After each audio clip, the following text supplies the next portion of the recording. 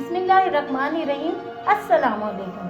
दोस्तों, अक्सर यही सुना है कि बड़े और रईस लोगों की बिगड़ी हुई औलादों को अगर कोई नसीहत करे तो वो फ़ौरन बुरा मान जाते हैं और उल्टा बेइज्जत करने लगते हैं। बड़े अफसोस का मुकाम है और बहुत दुख होता है ये देखकर। 1857 की जंग आज़ादी से 1 बरस पहले की बात है कि दिल्ली से बाहर जंगल में चंद शहजादे खेलते फिर रहे थे और बेपरवाही से छोटी छोटी चूड़ियों और फाख्ताओं को, जो दोपहर की धूप से बचने के लिए दरख्तों की हरी भरी टहनियों पर खुदा की याद की तस्बीह पढ़ रहे थे। गुल्ले मार मार कर उन्हें नीचे गिरा रहे थे। सामने से एक फकीर आ निकला और इसने निहायत अदब से शहजादों को सलाम करके अर्ज किया, मियाँ साहबजादों, इन बेज़बान जानवरों को क्यों सताते हो? उन्होंने तुम्हारा क्या बिगाड़ा है?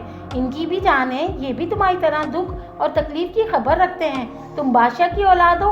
बादशाहों को अपने मुल्क में रहने वालों से मोहब्बत और मेहरबानी करना चाहिए। ये जानवर भी मुल्क में रहते हैं, इनके साथ भी रहम और इंसाफ बढ़ता जाए तो शान बादशाही से दूर नहीं।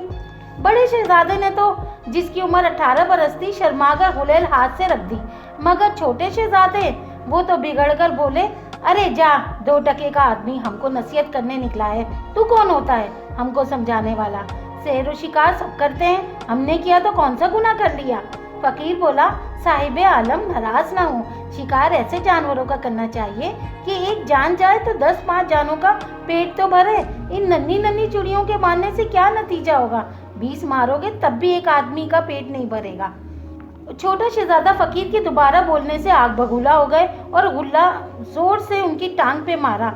घुटने में इतनी जोर से लगी कि इनके मुंह से एक चीख निकल पड़ी और वो मुंह के बल गिर पड़े। बेख्तियार उनकी जबान से यही निकला, हाय, टांग तोड़ दी। फकीर के गिरते ही शहजादे घोड़ों पर सवार होकर किले की तरफ चल निकले।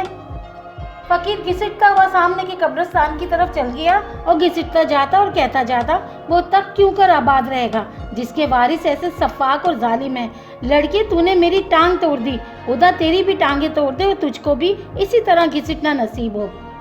हालात और ज़्यादा ख़राब हो गए और बादशाही सल्तनत आस्ता आस्ता ख़त्म होने लगी। ख़ानदानों के बादशाही सल्तनत के लोगों को चुन चुन कर मारा जाने लगा। गोलियों ने घोड़ों और सवारों को चलनी कर दिया और ये सब शहजादे फर्श खाक पर गिरकर तड़पने लगे। गोरे जब करीब आए तो देखा 2 शहजादे जाँ बहक हो चुके हैं, मगर एक सांस ले रहा है। एक सिपाही ने जिंदा शहजादे का हाथ पकड़कर उठाया तो मालूम हुआ कि इसके कहीं जख्म भी नहीं है। घोड़े के गिरने से मामूली खरोंचे आई हैं और दहशत के मारे हंसी तारी हो गई। सही सालिम देखकर घोड़े की बागडोर से शहजादे के हाथ बांध दिए गए और हिरासत में करके 2 सिपाहियों के हाथ कैंप में भिजवा दिया। कैंप पहाड़ी पर था, जहां गोरों के अलावा कालों की भी फौज थी। जब बड़े साहब को मालूम हुआ कि ये बादशाह का पोता है तो वो बहुत खुश हुए और हुक्म हुआ कि इसको हिफाजत से रखा जाए। पहाड़ी कैंप पर छोटे शहजादे को रस्सी से बांधा हुआ था। एक पठान सिपाही दौड़ा हुआ आया और कहा, जाइए, मैंने आपकी रिहाई के लिए साहब से इजाज़त हासिल कर ली है, जल्दी भाग जाओ, ऐसा ना हो कि कोई दूसरी बला में फंस जाओ। मिर्जा बेचारे पैदल चलना क्या जाने हैरान थे कि ये क्या करता, मरता क्या ना करता। पठान का शुक्रिया अदा करके निकले और जंगल की तरफ हो लिए, मगर ये खबर ना थी कि कहाँ जाते। 1 मील चले होंगे कि पैरों में छाले पड़ गए, जबान खुश्क हो गई, हलक में कांटे पड़ने लगे। थक कर एक दरख्त के साए में गिर पड़े और आंखों में आंसू भरकर आसमान की तरफ देखा कि इलाही, ये क्या गजब हम पर टूट पड़ा। हम कहाँ जाएं, किधर जाएं, हमारा ठिकाना कहाँ है? ऊपर निगाह उठाई तो दरख्त पर नजर गई। देखा फाख्ता का एक घोंसला बना हुआ है और वो आराम से अपने अंडों पर बैठी हुई है। इसकी आज़ादी और आसाइश पर शहजादे को बड़ा रश्क आया और कहने लगे, फाख्ता, तू मुझसे लाख दर्जे बेहतर है, आराम से अपने घोंसले में बेफिक्र बैठी है। मेरे लिए तो आज ज़मीन में आसमान, ना ज़मीन है ना आसमान है। थोड़ी दूर एक बस्ती नजर आई, हिम्मत करके वहाँ चले गए। अगरचे पाँव के छाले चलने नहीं देते थे, लेकिन फिर भी किसी न किसी तरह वहाँ पहुँच गए। एक दरख्त के नीचे देखा कुछ गंवार चबूतरे पे एक 13 साल की लड़की का मजाक उड़ा रहे हो। लड़की के चेहरे पे हवाइयाँ उड़ रही हैं। जब उन्होंने इस बच्ची को देखा तो फौरन वो समझ गए ये तो मेरी बहन है। भाई बहन को और बहन भाई को देखकर चिमट कर रोने लगे। शहजादे की छोटी बहन अपनी वालिदा के साथ घोड़ा गाड़ी में सवार होकर किले से कुतुब सुहाब को चली गई थी। मिर्जा को गुमान भी ना था कि वो इस आफत में मुब्तला होगी। पूछा, तुम यहाँ कैसे?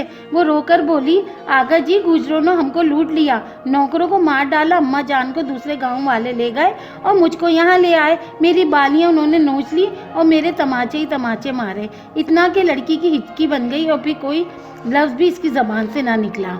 बेकस शहजादे ने अपनी गरीब बहन को दिलासा दिया और इन गंवारों से आर्जी करने लगा कि इसे छोड़ दो। वो बोले, ओहो, आप बादशाह सलामत हैं, तब तो हम तुमको फरंगियों के हाथ बेचेंगे और ये छोकरी तो अब हमारे गांव में ही झाड़ू देगी और ढोरों के आगे चारा डालेगी और गोबर उठाएगी। कुछ अरसे बाद चांदनी चौक के बाजार में फांसियां गड़ी हुई थी और जिनको अंग्रेजी अफसर देते थे ये काबिलेदार है, इसी को फांसी देते थे। हर रोज सैकड़ों आदमी फांसी पर चढ़ते थे, गोलियों से उड़ाए जाते और तलवार से ज़िबा होते थे। हर तरफ इस अंग्रेजी से तहलका मचा हुआ था। शहजादे और उनकी बहन भी बड़े साहब के हुजूर पेश हुए और साहब ने इन दोनों को खुद साल देकर बेकसूर समझा और छोड़ दिया। दोनों निजात पाकर एक सौदागर के यहाँ नौकर हो गए। लड़की सौदागर के बच्चे को खिलाती थी और शहजादा बाजार का सौदा सलब लाया करता था। चंद रोज के बाद लड़की तो हैजे के मर्ज में मुब्तला होकर मर गई और शहजादा कुछ दिन इधर उधर नौकरियां चाकरियां करते रहे। आखिरकार सरकार ने इनको 5 रुपए माहवार पेंशन मुकर्रर कर दी। दोस्तों, बात कुछ ऐसी हुई कि 1 साल बाद एक आदमी फकीरी शक्ल में कुलों के बल घिसटता फिरा करता था। इनके पांव शायद फालिज से बेकार हो गए थे, इसलिए हाथों को टेक कर कुलों को घसीटते हुए रास्ते में चलते थे। इनके गले में एक झोली होती थी। 2 कदम चलते और राहगीरों को हसरत से देखते, गोया आंखों ही आंखों में अपनी मोहताजी जाहिर कर रहे थे। भीख मांगते थे। जिन लोगों को इनका हाल मालूम था तरस खाकर झोली में कुछ डाल देते। दरियाफ्त से मालूम हुआ कि इनका नाम तो मिर्जा नसीरुल मुल्क है और ये बहादुर शाह के पोते हैं। सरकारी पेंशन कर्जे में बर्बाद कर दी और अब खामोश गदागरी पर गुजारा है। लोगों को इनके हाल से इबरत होती थी और जब इनका इब्तिदाई किस्सा जो कुछ खुद इनकी ज़बानी और कुछ दूसरे शहजादों की ज़बानी सुनाता याद आता तो दिल हिल कर रह जाता।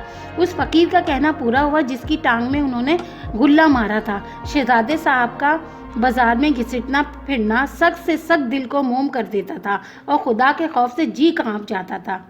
देखा दोस्तों, दौर चाहे पुराना हो या नया, बस बात सारी तरबियत की होती है। अगर शुरू से ही बच्चों को अच्छी तरबियत दी जाए तो कभी भी उन पर बुरा वक्त नहीं आएगा। अगर आपको मेरी ये वीडियो पसंद आए तो जल्दी से लाइक का बटन दबाइए, सब्सक्राइब ज़रूर करिएगा और अपने दोस्तों में शेयर करिएगा और कमेंट सेक्शन में अपनी कीमती राय से ज़रूर नवाजिएगा। अपना बहुत ख्याल रखिएगा। अल्लाह हाफिज़।